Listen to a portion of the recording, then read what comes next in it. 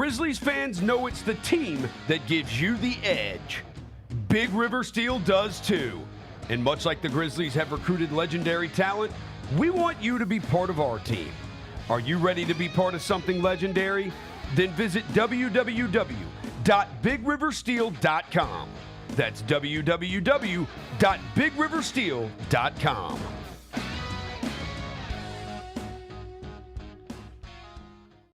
Kroger shoppers and Grizz fans. Want exclusive last-minute discounted ticket deals texted straight to you? Sign up with the new Kroger Buzzer Beater deal. Fans can sign up by texting Grizz to 636-479 or visit your local Kroger store in the Delta Division and scan the QR code. By signing up, you agree to receive recurring automated promotional and personalized marketing text messages from the Memphis Grizzlies. Consent is not a condition of any purchase. Message frequency varies. Message and data rates may apply. Memphis. Monday Night Raw returns with non-stop action, unmatched energy, and the superstars you love. We don't get mad, we get even. We don't go home till we beat them. This is our time, we ain't leaving. We need to come undefeated. Witness the moments you'll never forget. Monday Night Raw, Memphis. Monday, February 16th. Tickets and Ringsider packages on sale next Friday. Let's face it, there's a lot of trash talk in basketball, but the great teams let their performance do the talking. Like Ford F-150 with Pro Power on board, a class-exclusive industry-first feature that turns your truck into a mobile generator and leaves the competition speechless. Ford F-150, official truck of the Grizzlies. Greatness starts here at your Mid-South Ford dealer. Class is full-size pickups under 8,500 pounds, GVWR. Live from FedEx Forum, this is The Odds Couple on YouTube at Grind City Media and the official Grind City Media app. Here's Rob Fisher and Lang Whitaker.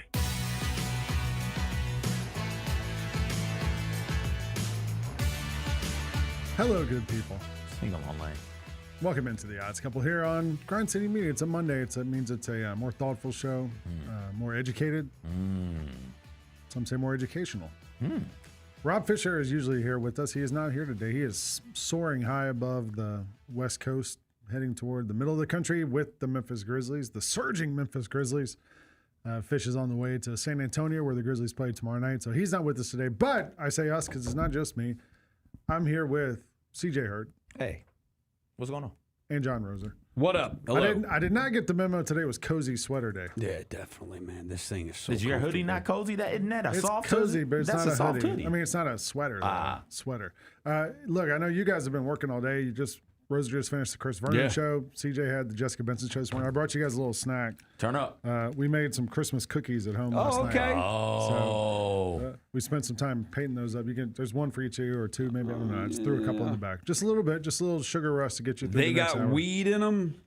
I wish. Here. I hope. Which one do you want? It don't matter. Whichever one you want, grab it.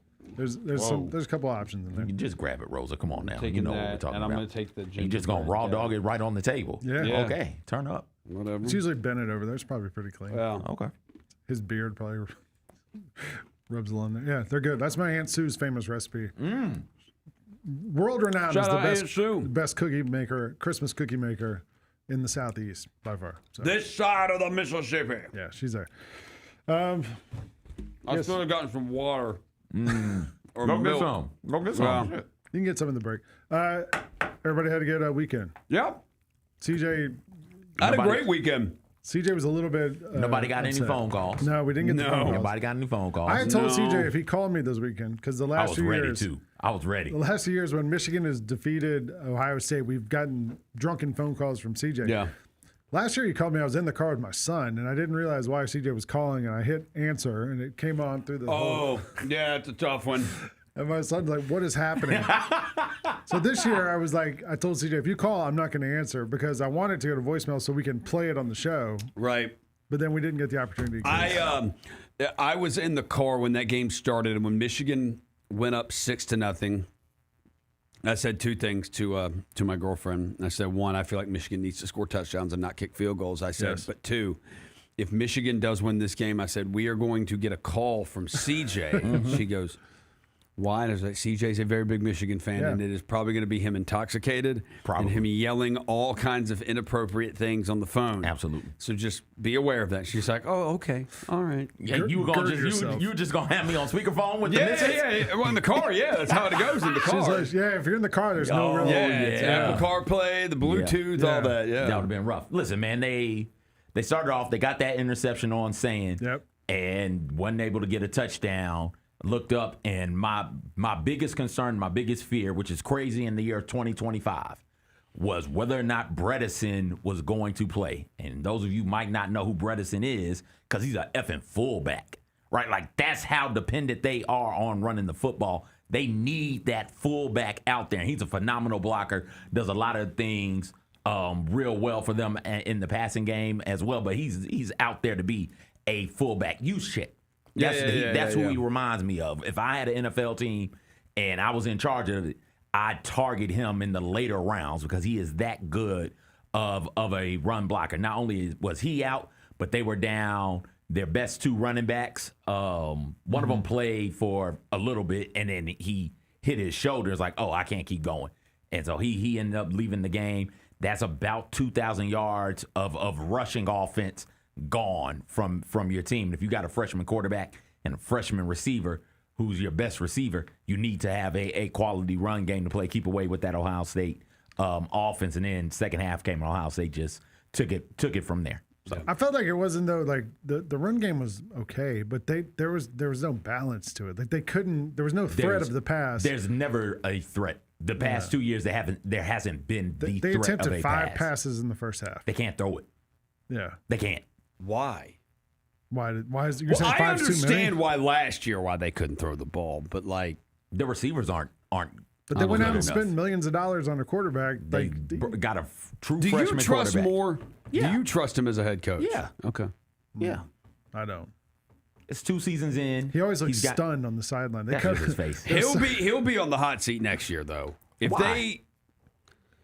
they're not, if they look like this, he's got a 9-win team, and last year he ended the season beating Ohio State. Yeah. Is that good enough though? Yes. Like 9 wins is good enough for Michigan fans? I don't know. Like at LSU, if you win 9, you're out. 9 wins against the right 9 teams. Yeah, you're fine. Against the right 9 teams, you beat Michigan State, you beat Michigan Ohio State, beat Ohio State, beat Minnesota. You're fine. Well, okay. Sorry you didn't get your win. Listen, I drank the wrong drink. I was on clear. I should have been on dark. From now on, it's strictly dark liquor on Clear Ohio is State healthier game. though. You were telling me that. Allegedly. You were telling me that. Seems like it would be, right? Like, Lang, the way I was drinking ain't none of it healthy, baby. It was a half a bottle of old Dominic gin. Gone. Damn. Gone. Half a bottle. You know how, my issue is, one, now, what's the issue? But 2, like, I can't taste food after Ohio State, Michigan. Everything that hits my tongue just tastes straight like liquor. Yeah. Everything. So I was trying to eat a pizza. It looked good. It smelled good. Tasted just like Where gin. was that pizza from? Caesars. Yeah, I like it. I like it. It might be COVID you have. No, I can taste things now. No, it had a taste. It just tasted like gin. Yeah. Shout out Little Caesars, man. The funny part is you're here with 2 sober guys now, and like for most of the year, I'm pretty sober. Yeah. It's just that one I turn up. I had Georgia Tech this weekend, which was pretty boring, pretty uneventful. Yeah.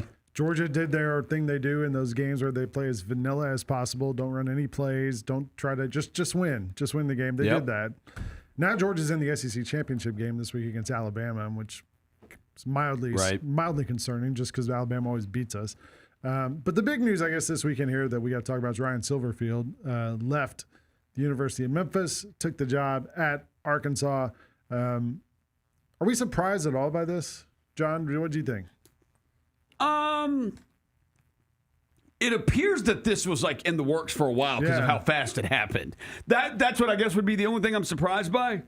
Would I be surprised that Ryan Silverfield got the offer and left Memphis? No, because you saw the reaction. Memphis fans are not like Memphis fans are not upset that Memphis fans are not upset that Ryan Silverfield is gone. So like I'm not surprised. Like and you also are working for an athletic director who didn't hire you. Yeah. So you've got kind of two things going against you. The fans don't really care if you're there, and the athletic director didn't hire you, so he probably doesn't really care if you're there. And you're coming off what was after the loss to Navy a 4-loss season. You played 5 teams with winning records. You lost to 3 of them. So what fans would consider a disappointing season, especially at one point when you were looking at possibly in contention for a college football berth that completely just totally collapsed after the losses to Tulane, then East Carolina, and then Navy. So, I mean, I am I surprised Ryan Silverfield left? No. Am I surprised at the fashion in which it happened as far as timing? Timing, it appeared like it was boom, Sunday.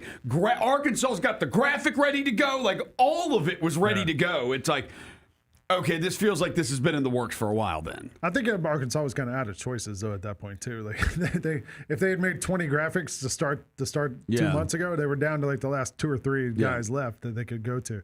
CJ, do you think Ryan Silverfield's a good fit at Arkansas? Oh, we'll find out.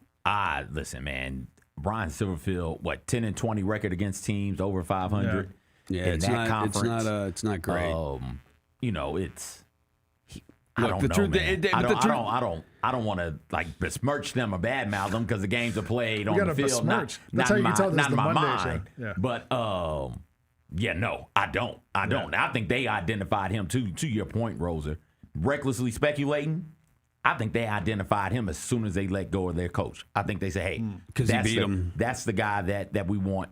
And they went out there at the end of the season, are you good? And I think he was like, yeah, I'm good. And they were ready to go. I think the other thing, too, is because they don't – I've heard this. I've heard Bud Elliott and I've heard some other college football podcasts let's do when they have talked about Arkansas. They have pretty much like Ryan Silverfield can recruit. Yeah. He has already flipped 2 4-star kids in state. Just today he got a guy, Yeah, he's flipped 2 4-star kids in state already in the state of Arkansas to Arkansas. He can recruit. And just listen to some of those other pods. They say the money, Arkansas has money, but that they might not be pouring it into football right now. Right. That they're putting more of it into basketball and even into baseball. Yeah. And so if you're not going to pump all that money into if you're not going to pump as much of it into football, then you need a head coach who can at least go out there and maybe do some talking and get you players and can recruit. So Silverfield, he can do that. He can get you players. Ryan Silverfield steps into the SEC as the what best coach?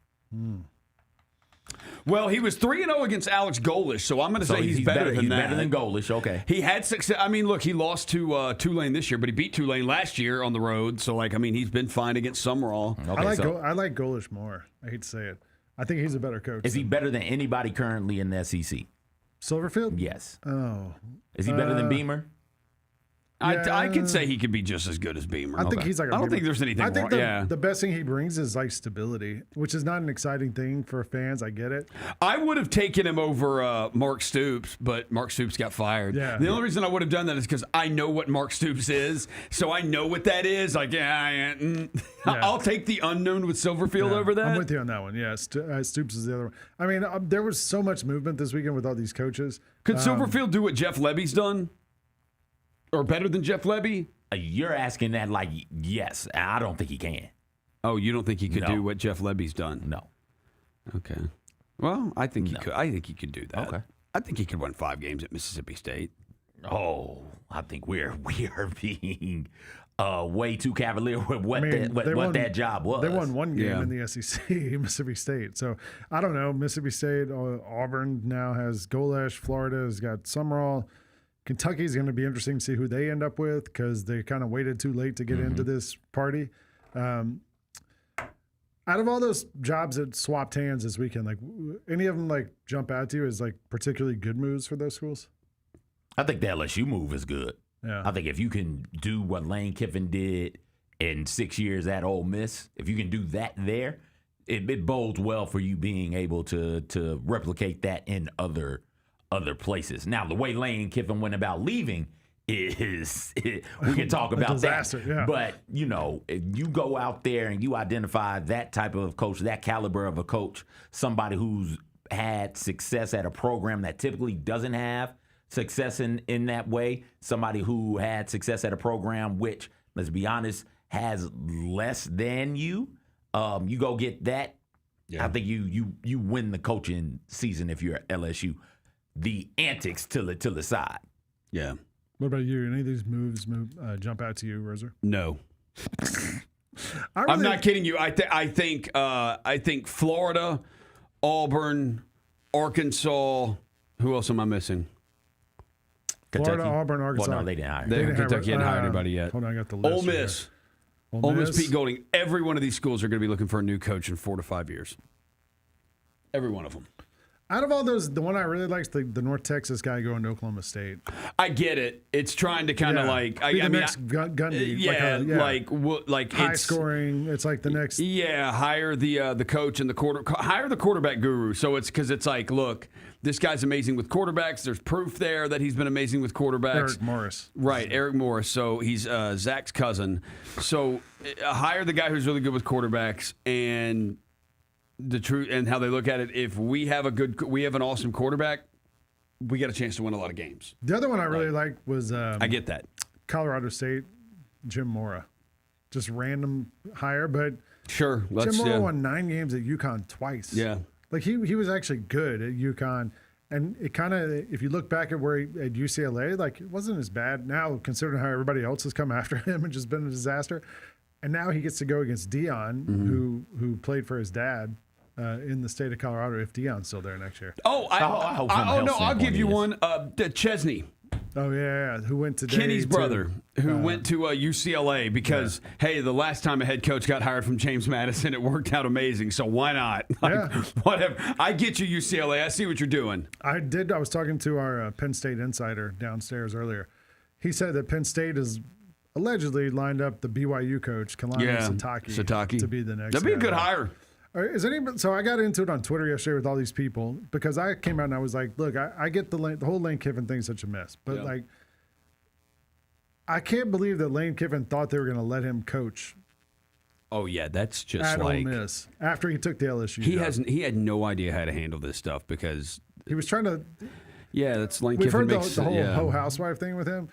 The phrase that kept coming to mind for me was like he wanted to have his cake and eat it. Yeah, he wanted to have his cake and eat it too. Like you can't have it both ways. You can't do both those things, can you? Is there is it all these? The only people, a bunch of people got on me on Twitter saying like, no, you can do it. Look, Florida did it with Summerall. He's still coaching Tulane through the playoffs. Yeah, that's a team not in your conference. Yeah, that's what my thing. I was like, and not a power team either. Y'all don't recruit the same type of thing. Y'all don't eat the same food, right? Yeah. So you can absolutely go out there and get him to come coach at Florida because the athlete Tulane is recruiting got nothing in common with the athlete that Florida's recruiting.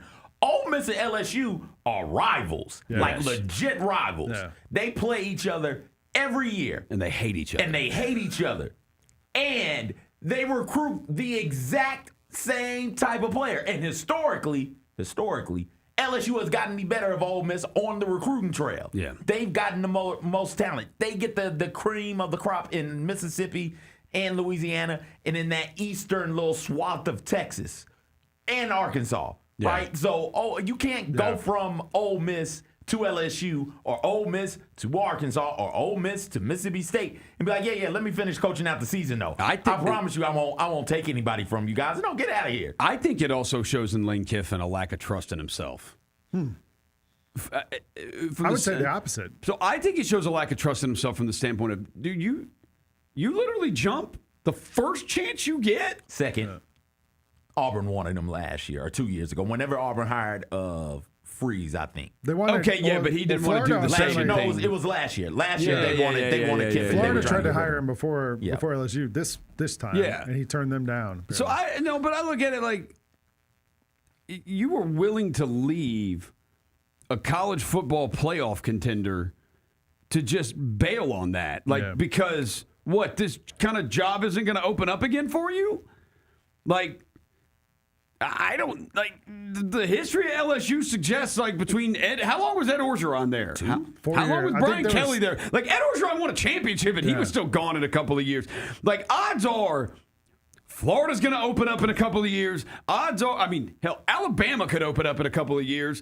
LSU could open up in a couple of years. Texas fans for a while this year were not happy with Sark. Like, dude, these other big jobs, they open up. I think they open up. You would have other opportunities. To me, it's like, dude, I'll relate it to like Gary Parrish sits where you're sitting, and he said earlier today, and he's saying, he's like, even like college basketball is wild and crazy as hell too, but like it doesn't happen like this in college basketball. Yeah. And then I started thinking about it. I was like, yeah, John Calipari when he left for Kentucky, but it's not like they all knew Kentucky wanted him, but it's not like John Calipari was accepting the Kentucky job while they were getting ready to play Missouri in the Sweet 16. Like that all happens after the season. You wait till the season is over, and then all of the stuff happens, and. Because that would be crazy as hell if John Calipari says, hey, R.C. Johnson, I'm taking the Kentucky job, but I want to coach the team against Missouri in the NCAA tournament this week. Like, wait, what? No! But if it happened in the summer, right? If Calipari's like, hey, Kentucky wants me. Like, fans kind of, don't you think most fans are like, all right, it's Kentucky. Yeah. Like, we get it. I think Ole Miss fans probably have yes, they hate LSU. I get that. To some degree, they're probably like, you know what? We get it. I do think there are a lot of LSU fans that get it. They get it. It's how he did it. There's a reason Tennessee fans, even after all, he was at Tennessee for 1 year. Yeah, I know. 1 year. Left, went to USC and failed. Yeah. And still, when he came back all these years later after having to go to Alabama to be the OC, to go to Florida Atlantic to be the head coach, then to Ole Miss, all those years later, still when he went back to Knoxville, they threw stuff at him on the field. Well, this year do you know how aggravating you have to be for someone to still do that to you all those years later? Actually, yes, we know how aggravating it is. Like, we just seen Lan Kiffin. We just saw it. It's pretty aggravating. Yeah. Like, he's going to need, I think Devin said, he's going to need the National Guard when LSU goes to Oxford next year. They go there next year. They go next year to Oxford. They go to Oxford and Knoxville. Yeah. They play it both next year. Oh, yeah. So it's going to be that. Yeah. It's going to be a mess. I just thought, like, you know what you say, like, the timing's not right. The timing's not right. And if you believe in yourself and what you're able to build, dude, you're going to have another opportunity to take another big-time job. You'll have one. And this era of college football is still so new and so fresh. Yes. We are basing our expectations and our thoughts about these programs based off of what college football was. And this is so much different. With the way the transfer portal works, with the way the NIL works, it's so much different than what college football has been in the past. So you can be at Ole Miss and have success. You can be at Indiana and have success. We're looking at Texas Tech. They're probably going to get to the playoffs. Yeah. And they've got the best team college football money can buy. Yes. Right? Like, and these aren't traditional powers. Are they in power conferences? Sure. But they're middling to bad power conference programs, historically speaking. Yeah. So in my head, it's, hey, why not just stay? Say, Lan Kiffin in 6 years is the third winningest coach all time in Ole Miss history. You stay there, you continue to ride this momentum, and you don't have to worry about the hot seat that's going to come with LSU. I feel the same way. Because LSU, it's going to get real hot real quick. Especially if you do what he did last year and you lose to Kentucky at home. I also the other thought about that, though, CJ, is from the flip side of that is like we don't know what Lan Kiffin wants, right? You assume he's a college football coach. He wants to win a title. No, it's to be at the prestigious school. Is that what he wants? Yeah. Because if that's what he wants, okay, yeah, I get it. I get it. It's the same reason, John Calipari went to Kentucky also. It's the prestige of the Kentucky job. It was the prestige of the Kentucky job. And to say, I am on that same level. I've been on that list. I am a Coach K, a Roy Williams, a Bill Self. I am on that. I am out of blue blood, and I can win a national championship and that puts me on that level. Push back on that thought. Why not say, okay, I'm Bowden, right? Florida State wasn't great when Bowden got there. He made that program. Why not say I'm one of those type coaches? Or Kirby. Where I am, throw Kirby in there as well, where the program is what it was before me, and I changed that program. I'm the coach that you think of when you think of Kirby this. Smart? Yeah, I mean, Georgia won a title in 1980 and not since then. Yeah, but I think if you lined up at any point in college football history, you line up one of the best jobs in the country, you're not getting past five without Georgia being in there. Florida State, to your point, you're right. Florida State was bad at nothing. Nothing. They were bad. Georgia was underperforming, I'd say Georgia was like underachieving. a top 15 job. Yeah, Florida State was.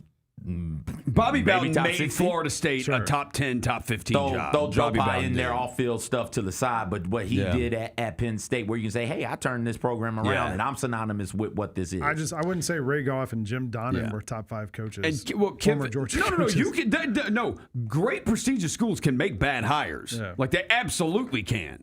It's like, I mean, if you consider Florida State one, like they've kind of gone through it recently with a couple of hires, clearly that they've struggled with. Florida is another one. Like prestige, you can make bad hires. It absolutely can happen. Alabama was an all-time great, prestigious job. Alabama made a ton of bad hires between Gene Stallings and Nick Saban, save for like one of the all-time Orange Bowls when they lost to Michigan, and that Dubose had a really good team that year, and that was a good team. That was an amazing game. But like prestigious, great schools can go through bad hires. It can absolutely happen. North Carolina did it in basketball with Matt Doherty. So they just did it in football too.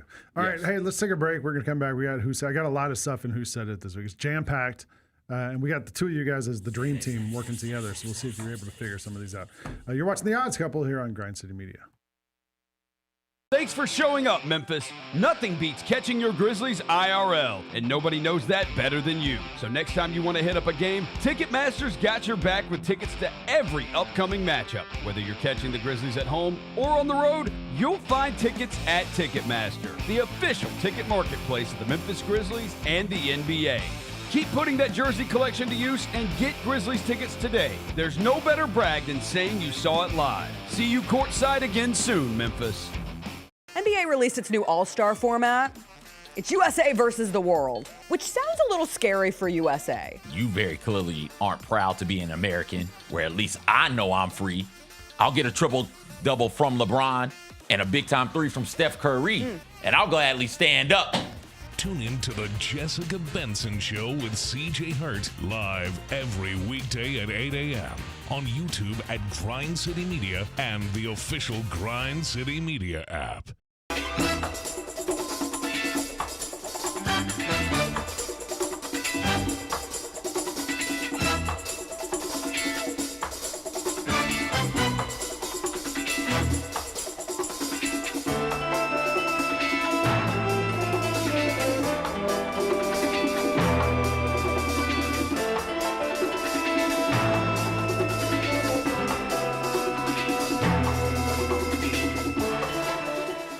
Calling all collectors! Topps NBA basketball trading cards are back. It's available in the Grizzlies Den by Fanatics and online at Topps.com. Rip into bold color parallels, electric inserts, relics, and autographed cards from today's biggest stars and the next gen talent. Look out for rookie cards of Cooper Flagg and Dylan Harper, plus Grizzlies favorites John Morant, Jalen Wells, and so many more. You don't want to miss this drop. Grab your set before it's gone.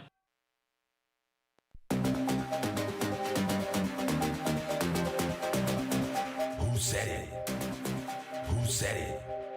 What's up? Welcome back to The Odds Couple here on Grind City Media. I'm Ling Whitaker. Rob Fisher is flying high right now. John Roser, CJ Hurt, Kyra Black. We're all here. And it's time for the game show that has been sweeping the nation from coast to coast, New York to Chicago, from Memphis to Bristol, Connecticut. It's time for Who Said It? Who said it? We talked a little bit about what we did over the holiday weekend, guys. I didn't get to ask you how your Thanksgiving meal went.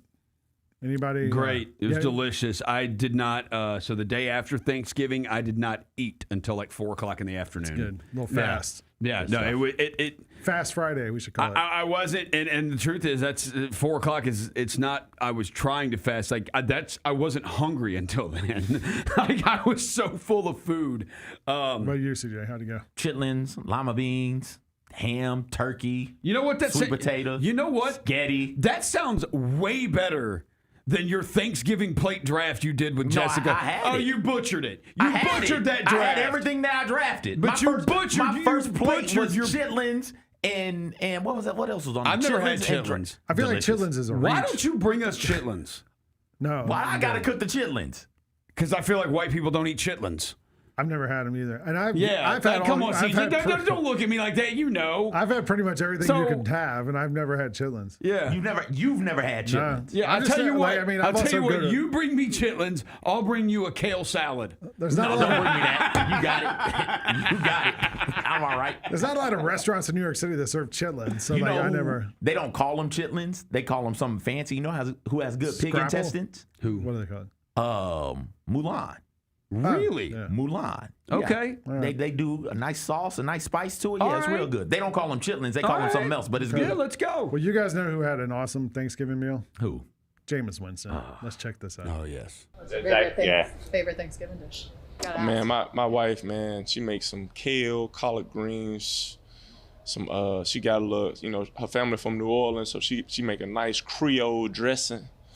It's unbelievable. And one of her cousins, her aunties, she always ship us some gumbo for us to start off the day with some gumbo. So man, it's a beautiful thing. Taysom Hill put me on this turkey. I'm typically a ham person, but Taysom Hill put me on this Uncle Ray's turkey. They ship this turkey right to your door. You pop that thing in the oven, and I'm talking about, it is succulent. That thing is juicy, it's spicy. Oh my God, it's amazing.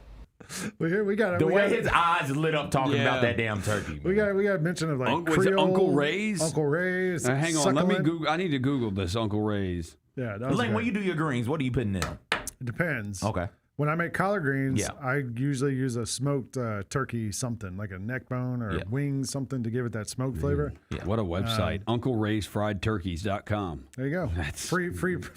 Send one over, Uncle Ray's. We'd love to have that. Last week on this show, we talked during this segment about bad press conference locations. You remember that? That came up? Like we were talking about our Oregon's game. There was a bad press conference location. Texas A&M lost to Texas, and Mike Elko was not thrilled about the press conference location because you could hear the Texas fans celebrating. We didn't play the way we needed to. Can we close the door and run a professional press conference, please? My gosh.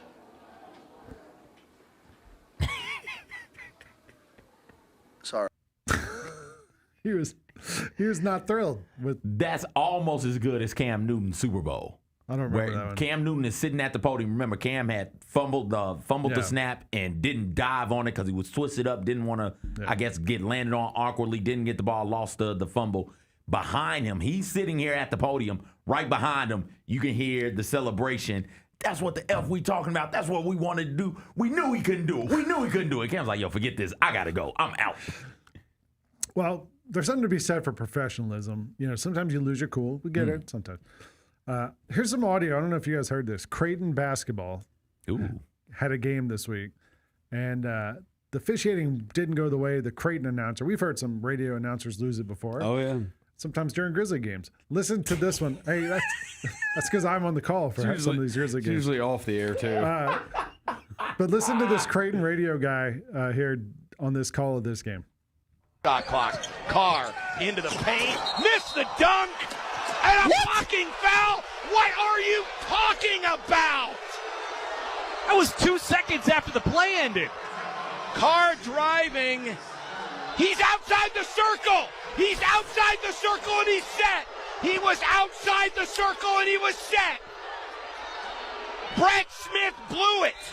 He was outside the restricted area. He was straight up and down. He was set like the statue sitting out in front of New York, and they called that. That's an absolutely horse crap call. In a game that's been played out like this.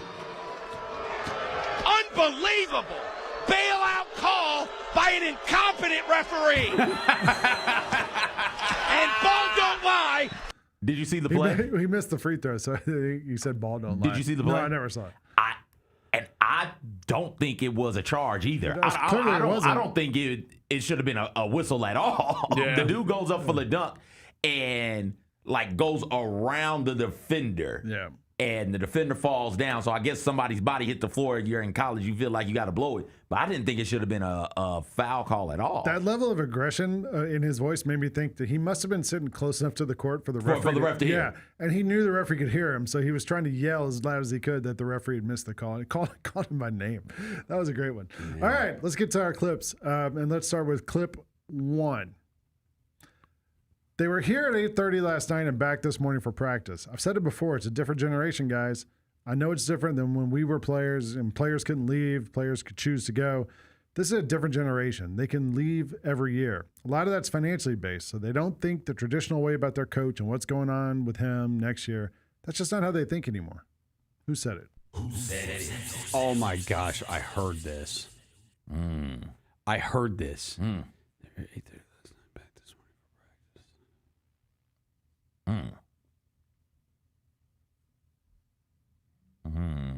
I heard this quote. What color? Do you see any colors? Help me out here. Are we going red? We going blue, green? I believe who said it's post-racial, CJ. We don't see colors. Oh, well, yeah. I don't know what you guys do at green lights and red lights if you don't see color, but you guys got it. I just go. You just go. You just run them all. That's what's up. It's Kiffin. Is it Kiffin? I think it's Kiffin. Hey, we're going to roll with Kiffin then.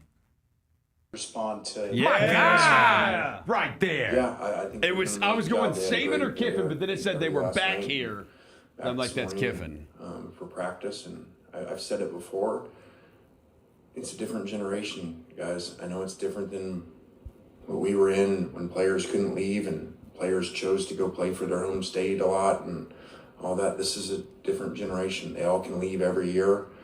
A lot of that is financially based, and so they don't think the traditional way that years ago about their coach and what's going to go on with him next year. That's not how they think anymore.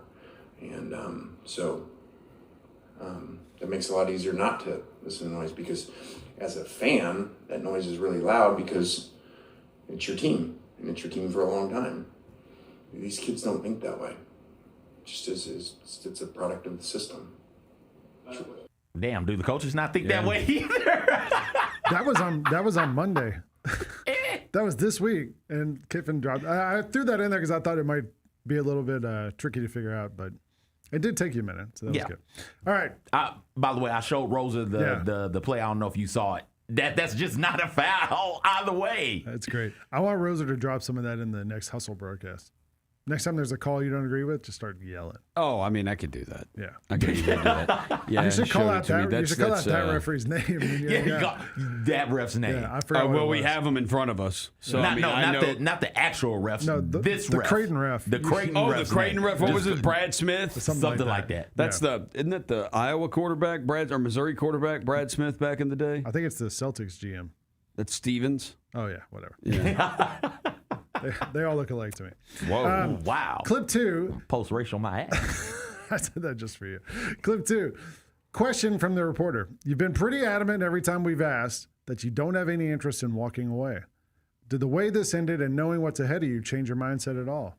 And the answer is, I don't mean to be disrespectful to you, but walk away. Are you kidding?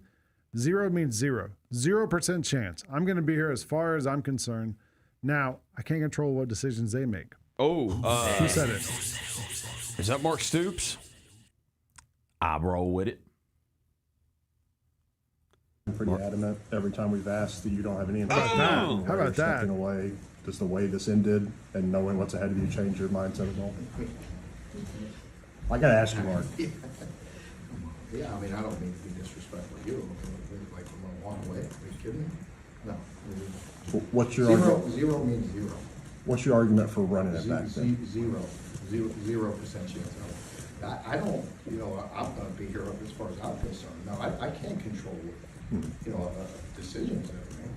If you're asking me, I mean, I said 0. 0 means 0. 0% chance I don't. Guess what?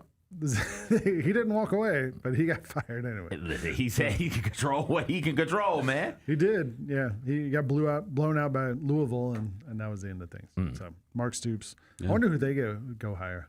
Long story career at Kentucky. Greatest football coach really Kentucky good. ever seen. His career record at Kentucky is like 51-48 or something like that. Or maybe that's just in the SEC. That's got to just be in the SEC. It's got that man had a cush job. Yeah. Yeah. All right. I bet they're one of those teams that's going to go hire an OC somewhere, a defensive. They're not going to hire like one of the hot young quarterbacks. You know what I mean? They're going to go hire Georgia's defensive coordinator or something. Yeah. Oh, yeah. All right, clip 3. Yeah, my uncle reffed the game. He's been reffing in the Big Ten for a while. He's a white hat. And every week he texts me a picture of where he's at. Then today he sent me a picture of an Ohio State mug and a Michigan mug right next to each other. And I was like, oh, sweet. He's got the game. Who said it? Uncle ref the game. Whose uncle refereed the Ohio State-Michigan game? I miss this entirely. He's a white hat.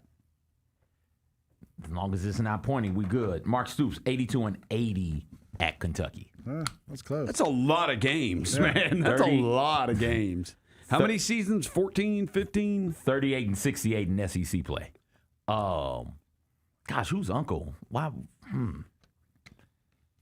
Oh man, you got to guess, Rosa. I'll tell you this. I'll give you a hint. It's an NBA player. Huh? Whose uncle refereed the Ohio State-Michigan game. Huh? Why would I why would I know that? Why would I know an NBA player whose uncle refereed? Who's a prominent Big Ten NBA player? Zach Edey? I thought you guys might just know an NBA a college football referee. Like I know the SEC referees. I don't know the Big Ten ones. I don't know any college football referees. I don't know any referees. I know all the SEC I know ones. some of the NFLs, but I don't know. Yeah. I know NBA referees, but I don't. Yeah. College basketball. I know like maybe one or two college basketball referees. And I know one of them, Steve Anderson, because he was a former NBA ref. That's how I know who he is. It's an NBA player from the Midwest. Does that help? I mean, that's where the Big Ten is. Yeah. Does Draymond Green? Draymond Green. Let's go Draymond. Yeah, Draymond Green. Fine. He's from Flint. Whatever. Play it. Yeah.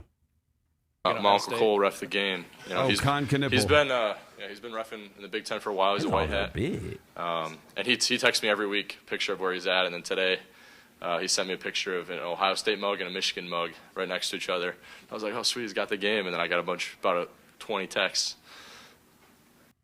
Did you see the picture of when he's from Milwaukee? And Okay. when the Hornets were in Milwaukee a week or two ago, the mom had the entire team over to the house. Yeah. Yep.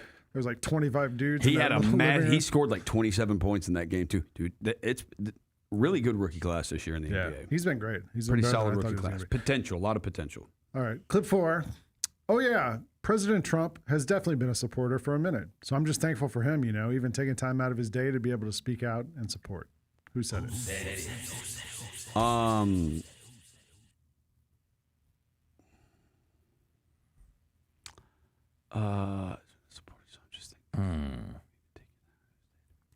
I want to guess one of the Bosas. I saw how hurt. Shut up. I saw. My man came, Rosa, listen. My disdain for them being Ohio State alum aside, my man came out with the shiny, the platinum MAGA hat. The gold, it was gold. Gold Came lettering. out with that platinum MAGA hat and then ran from questions. Like, no, I want to talk about that. Like, well, why did you bring the hat out for no damn reason? I'm with you on that. It's not one of It the was on Bosas. Sunday Night Football too after they beat the Cowboys. What are we talking about here? Yeah. It's like, yo, dude, don't do that if you're not going to be one to ask Which one is questions, playing answer for the questions. Bills now? It's Is not that one of- Joey? it's- Is it Joey? It's not one of the Bosas. It Nick's hurt. awesome. It hurt Joey Bosa's soul to hit Aaron Rodgers like that. He hit Aaron Rodgers like that was Tyrod Taylor. He just couldn't wait to unload. Saquon Barkley? I don't think so, but let's roll with it. He's got a weird relationship with Trump. Well, hang on. Is it a black guy? Well, Rosa, we don't see color. I don't know. This is a post-racial, odds couple. We don't see color on Mondays. I'm trying to think. What games did he go to recently? It's more thoughtful, less color. Less color. He did go to. He was at the Commanders game for Veterans Day. He was at the Commanders game. All right, Kyra, just roll it. Just roll it. Oh, yeah. Shador. That's right. I remember that. He did. He tweeted about Shador. From, even taking time out his day to be able to speak out, and support. Yeah. Shador. We whooped his ass yesterday. Get support however you got to go get it. Yeah. served him up an L. The Browns team, Myles Garrett's awesome. Yeah. Their defense is really good. Their defense is legit, but their offense is, Stefanski. What's the difference, He made some decisions, Stefanski, that I was like, "Are you trying to get fired?" But what's the difference in that Browns team and the Broncos, or that Browns team and the Panthers? You know what? That's a fair because point. they've got good defenses They have as well. good defenses. Their offenses aren't good. Yeah. I've watched the Panthers a few times this year because they're in the same division as the Falcons. Yeah, I will say they're actually competent. For the Browns, it has to. Maybe it's a culture thing for the Browns. That Judkins kid is he's good. Yeah. He's good. He's a solid running back. But no, they made a freaking 4th and 1 call yesterday. They went for it, and they brought in a rookie tight end to take a snap under center and sneak it. And he fumbles the snap, and it's like what, and they went for it on a 4th. Yeah, we got to keep going. We still got 3 more here. No, turn up. Clip 5 question: you guys have dealt with injuries in the past and managed to kind of stay around 500. What do you think's the difference with this group where it's been such a struggle to sustain the blows you've taken early? The answer is we've just got to get the right lineups on the court, I guess. Get some talent, get some more talent, play with better talent. We'll see what happens. And the follow-up is, you say get more talent. Roser says he knows it. Is that like internally, externally? I'm saying playing better. We just got to play better, make shots, move the ball a little more, trust one another, and just get better. Well, I don't know who the reporter is. Kawhi Leonard, though. Yeah, you roll it. I was going to say Because somebody. we've obviously had some unfortunate circumstances. Like you said, you missed time. Brad's been out for the year. But in previous seasons, that hasn't been totally abnormal for this group to have guys in and out, and they've still kind of found ways to stay around 500 or above 500. What do you think's the difference with this group where it's been such a struggle to kind of sustain some of the blows you guys have taken early? Just got to get the right lineups on the court, I guess. Get some more talent, play with better talent, and see what happens. You say get more talent. Is that like internally, externally? I'm saying like playing better. Like we all just got to play better, make shots, move the ball a little bit more, trust one another, and just get better. That seems like a guy who's been through it the last while. Yeah. But they won the title. He was the same way, so they went on Toronto. That's just how he is. Before the Grizzlies played the Clippers the other night, I tweeted, if the Grizzlies win this game, I'm going to buy a tree from Aspiration. And then they won the game, and like all these people found the tweet and were like, hey, you got to do it. So I actually went on the website because they filed for bankruptcy. But the way it works is you don't buy a tree. Like you have an account or whatever, and if you spend $2.98, the 2 cents goes to the tree. It rounds up. Got you. So you can't just go on there and buy a tree from the company. So I got off the hook for that one. Clip 6. Was it tough for you to be moved out of the starting lineup into the bench? The answer was, if you were poor and I gave you $20 and instantly took $20, you never really felt like you had it, right? Like I said, it was nice, but I'm used to this position, so it's not anything insane. Who said it? I mean, Kentavious Caldwell-Pope was moved from the starting lineup to the bench, but I feel like I would have heard him say that, and I don't remember him saying that. Tough for you to be moved out of the starting lineup into the bench. NBA player. Yeah, clearly. It's from this week, Roser. So I know you're a stickler about when we get these quotes. Shut up. Who got moved to the bench? Probably moved into the starting lineup and then moved back to the bench. Where did that happen? I have no idea. Lonzo Ball? Wait. Who came back? The Pistons guard. Ivy. Ivy came back. But he hadn't been playing a ton. Okay. He hadn't been playing a lot of minutes. All right. I'm just going to guess Ball. I'm going to guess Lonzo. All right, I'm going to guess Kentavious Caldwell-Pope. To not be upset about it at the beginning or to feel like I made a mistake or Josh Minot to move to the bench, or is it from the We got beginning? Josh Minot quotes on who said it. If you were poor and I gave you $20 and instantly took $20, you never really felt like you had it, right? So it's kind of like, I don't know. Like I said, it was just like, yeah, it was nice, but I don't know. I mean, I kind of am used to, this position, so it's not like anything insane. Yeah, exactly. Shout out Josh Minot. Yeah, Josh Minot. Last one. They had a good win yesterday. They won at Cleveland yesterday. I asked for this last clip to be censored. I don't know what got censored or not. So. Oh, yes. Yes, run it, Kyra. That's Shelby Harris. Go ahead. That is a Shelby Harris talking about Juwan Jennings. Yeah. The best part of the quote, though, is exactly what he says. Like, I want that known. What can't we say up there? Well, the actual audio of it, he says the S word and some other stuff, and I don't know what's allowed and what's not. So, whatever. Yeah. It is Shelby Harris from the Cleveland Browns. What is Juwan Jennings? I mean, yeah. Do you know what you have to say for a grown man to be like, yo, he deserved to get hit in the nuts that one time? Yeah. Like, what did he say? He had to have said something about his mama. Something you should not say to another man. Something ever. About, I remember Shannon Sharp used to say, I wonder what Shannon Sharp would be like if he played today, because like Shannon Sharp was like, it didn't matter. If it was your family member, dead family member, it didn't matter. I was talking about it. Yeah. I'm going to try to break you. And so I wonder, I'm like, man, did he say something about a family member, like to get really personal?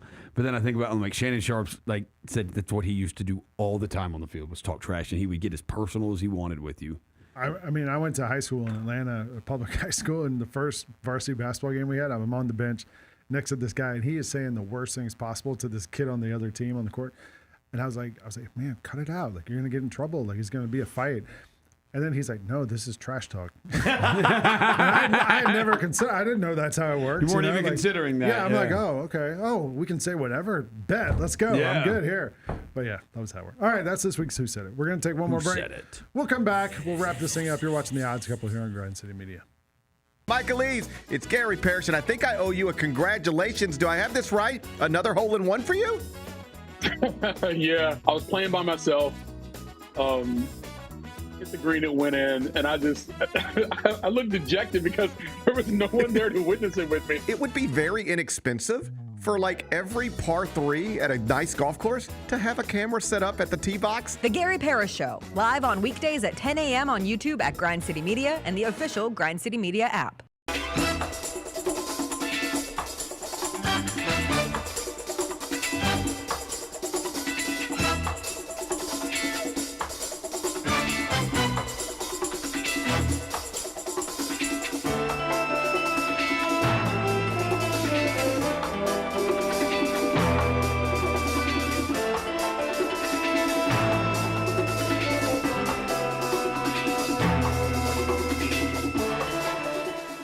Calling all collectors! Topps NBA basketball trading cards are back. It's available in the Grizzlies' den by Fanatics and online at Topps.com. Rip into bold color parallels, electric inserts, relics, and autograph cards from today's biggest stars and the next-gen talent. Look out for rookie cards of Cooper Flagg and Dylan Harper, plus Grizzlies favorites John Morant, Jalen Wells, and so many more. You don't want to miss this drop. Grab your set before it's gone. Grizz Nation gets set for tip-off 1 hour before every Grizzlies home game with the warm-up show. Get the latest news, notes, and analysis live from courtside at FedEx Forum. Who's going to be the tougher team that rebounds and prevents second-chance opportunities? Join me, Lang Whitaker, along with Michael Wallace, Jessica Benson, and other personalities from Grind City Media, Memphis, and around the NBA. 1 hour before every home game, live at Grind City Media on X, YouTube, and the official Grind City Media mobile app. Welcome back to The Odds Couple on YouTube at Grind City Media and the official Grind City Media app. Here's Rob Fisher and Lang Whitaker.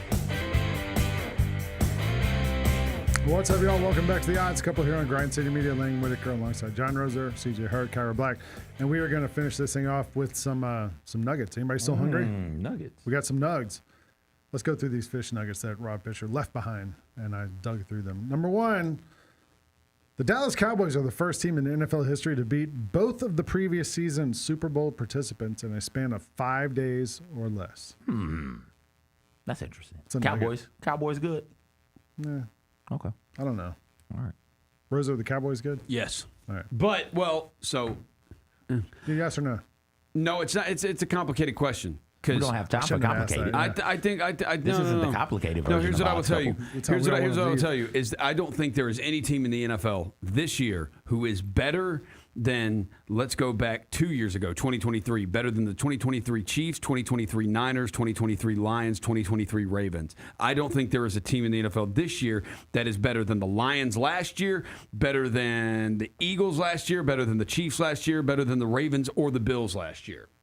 I don't think there's a single team in the league that's better than any of those teams from the prior years. Are the Cowboys good So or what not? I'm telling you, it's all wide open. I'm telling you the Cowboys could absolutely come out of the NFC. Okay. I don't expect them to. I'd pick the Rams, but they could. All right. You know who is good?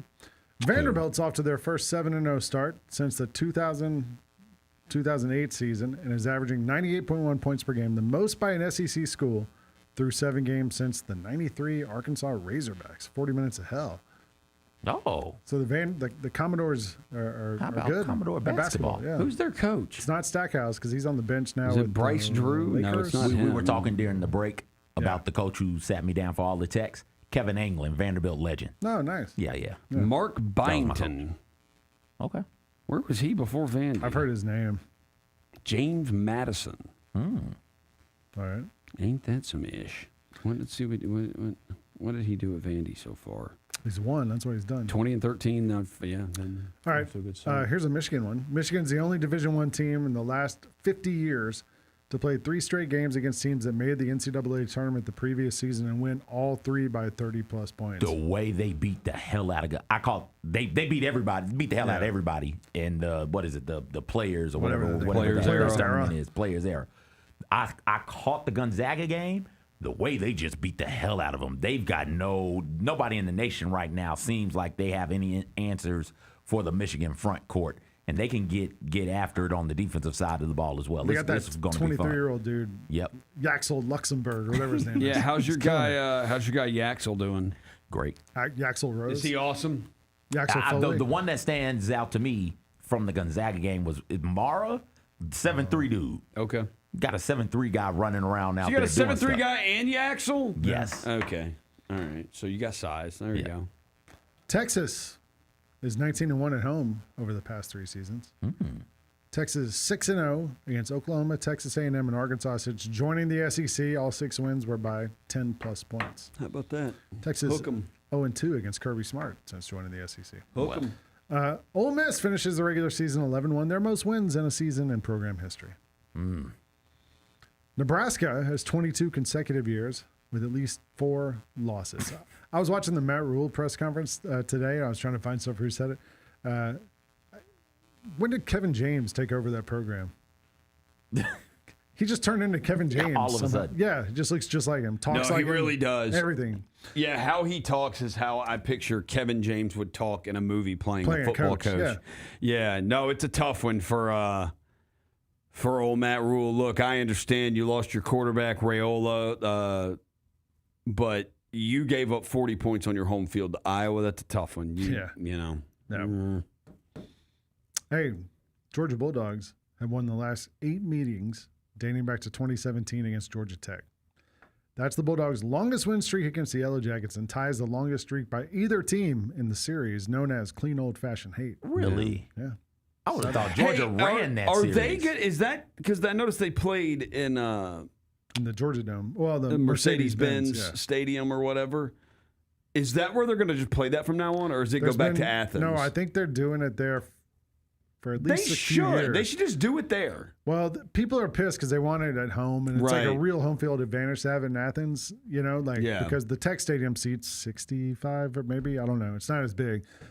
So I don't know, but they paid them a bunch of money to do it there, and so Georgia Tech was like, "We need the money, we'll do it there." Right. So. I think doing it there is it's kind of cool. I think it's a better thing to do. Yeah, that's kind of like Georgia's second home stadium, though. Like we play there a lot. So and you already play in Jacksonville for the Florida game. So yeah. Lakers with back-to-back 35-point, 10 assist games all time. Jerry West, Kobe Bryant, Luka Doncic. Yeah, that checks. Yeah. That checks. All right, a couple of games to look at this weekend coming up before we get out of here. Miami, Ohio, and the MAC Championship. Any of these games jump out to you guys as good bets? I'm not comfortable with that Georgia or Alabama line. I would probably.